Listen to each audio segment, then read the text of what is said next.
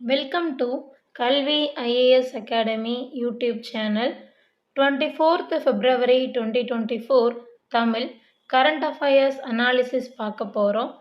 எக்ஸாமுக்கு தேவைப்படக்கூடிய முக்கியமான குறிப்புகள் இந்த வீடியோவில் இருக்க போகுது. ஸோ ஃபஸ்ட் நியூஸ் பாருங்கள். மனிதவள தலைநகராக தமிழ்நாடு.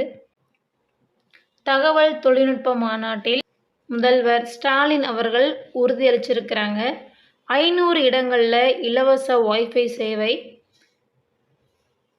தமிழ்நாட்டை உலகின் மனிதவள தலைநகராக மாற்றுவோம் என்று முதல்வர் மு.க.ஸ்டாலின் அவர்கள் உறுதி தெரிவித்தார். தமிழக அரசின் சார்பில் 2 நாள் தகவல் தொழில்நுட்ப உச்சி மாநாடு சென்னை நந்தம்பாக்கம் வர்த்தக மையத்தில் வெள்ளிக்கிழமை தொடங்கியது. மாநாட்டை தொடங்கி வைத்த முதல்வர் மு.க.ஸ்டாலின் கடந்த 1996ஆம் ஆண்டு திமுக ஆட்சி காலத்திலேயே கணினி வாசலை தமிழ்நாட்டில் திறந்து வைத்தார் அப்போதைய முதல்வர் கருணாநிதி. அவரால் மேற்கொள்ளப்பட்ட தொலைநோக்கு பார்வை கொண்ட முயற்சிகளால் தான் இந்தியாவின் தகவல் தொழில்நுட்ப புரட்சியில் நமது மாநிலம் முதன்மையாக திகழ்கிறது என்று தெரிவிச்சிருக்கிறாரு. அதே மாதிரி பழனிவேல் தியாகராஜன் அவர்களுக்கும் துறை மாற்றப்பட்டிருக்கு.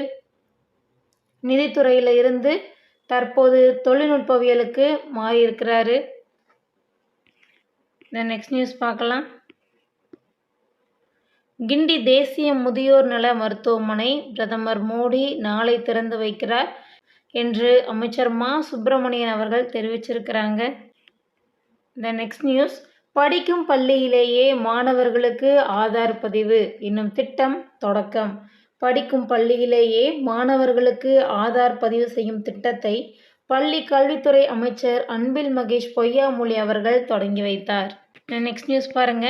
தமிழகத்தில் உலக தரத்தில் மேம்படுத்தப்படும் 34 ரயில் நிலையங்கள் பிப்ரவரி 26இல் பிரதமர் நரேந்திர மோடி அவர்கள் தொடங்கி வைக்கிறார். தமிழகத்தில் 34 ரயில் நிலையங்கள் உலக தரத்தில் மேம்படுத்தப்பட உள்ளன. நாட்டில் உள்ள முக்கிய நகரங்களில் உள்ள ரயில் நிலையங்கள் எதிர்கால வளர்ச்சியை கருத்தில் கொண்டு அம்ருத் பாரத் ரயில் நிலையம் திட்டத்தின் கீழ் மேம்படுத்தப்படுகின்றன. இந்த திட்டத்தின் கீழ் ரயில் நிலையங்களின் சுற்றுப்புற பகுதிகளை தூய்மையாக பராமரிப்பது, இலவச வைஃபை வசதி, காத்திருப்பு அறை, மின்தூக்கி, மின் படிக்கட்டு, உள்ளூர் தயாரிப்பை முன்னிலைப்படுத்தும் ஒரு நிலையம் ஒரு தயாரிப்பு அமைப்பு உள்ளிட்ட வசதிகள் அமைக்கப்பட உள்ளன. நாடு முழுவதும் உள்ள 1318 ரயில் நிலையங்கள் இத்திட்டத்தின் கீழ் மேம்படுத்தப்பட தேர்ந்தெடுக்கப்பட்டுள்ளன என்று தகவல் கொடுக்கப்பட்டிருக்கு. Next news. பஞ்சாபில் கருப்பு தினம் அனுசரித்து விவசாயிகள் போராட்டம். தில்லி செல்வோம் போராட்டத்தில் ஈடுபட்டுள்ள விவசாயிகள் மீது ஹரியானா காவல்துறையின் நடவடிக்கையை கண்டித்து பஞ்சாபில் சம்யுக்த கிசான் மோர்ச்சா கூட்டமைப்பு வெள்ளிக்கிழமை கருப்பு தினம் அனுசரித்து போராட்டத்தில் ஈடுபட்டது. Next news. Sports area. Ranchi test Akash Deep அபாரம். ஜோ ரூட் நிதானம். இந்தியாவுக்கு எதிரான 4வது டெஸ்ட் கிரிக்கெட்டில் இங்கிலாந்து முதல் நாள் முடிவில் 7 விக்கெட்டுகள் இழப்பிற்கு 302 ரன்கள் சேர்த்துள்ளது. Next news. இந்திய பெருங்கடலில் இந்தியா, இலங்கை, மாலத்தீவு நாடுகள் முத்தரப்பு பயிற்சி. இந்திய பெருங்கடல் பிராந்தியத்தில் பாதுகாப்பை மேம்படுத்தும் நோக்கில் இந்தியா, மாலத்தீவு மற்றும் இலங்கை ஆகிய நாடுகளின் கடலோர காவல்படையினர் பங்கேற்ற தோஸ்தி 16 என்ற முத்தரப்பு பயிற்சி மாலத்தீவில் தொடங்கியது. ஸோ பயிற்சியோட பேர் ரொம்ப முக்கியம், பார்த்து வச்சுக்கோங்க. தோஸ்தி 16 மாலத்தீவில் பிப்ரவரி 22 முதல் 4 நாட்கள் நடைபெறும் இப்பயிற்சியில் இந்திய கடலோர காவல்படையினரின் சமர்த், அபினவ், இலங்கையின் சமுத்ரா கப்பல்கள் பங்கேற்றுள்ளன. இப்பயிற்சியில் இந்தியாவின் டோர்னியர் ரக விமானமும் பங்கேற்றது.